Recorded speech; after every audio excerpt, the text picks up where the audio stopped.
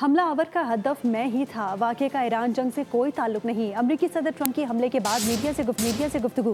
उन्होंने कहा कि हमला आवर ने 50 गज दूर से हमले की कोशिश की। सीक्रेट सर्विस के एहलकारों ने बरवक्त इकदाम उठाया।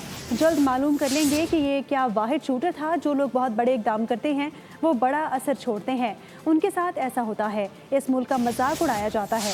हमने अमेरिका की हालत बेहतर की। बहुत से लोगों को ये पसंद नहीं।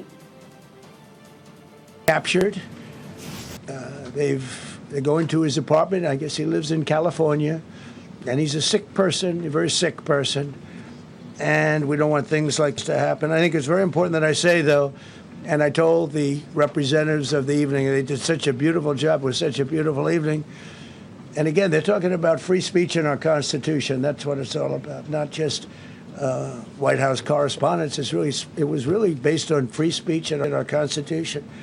But I said very importantly that we'll do it again within the next 30 days, and we'll make it bigger and better and even nicer.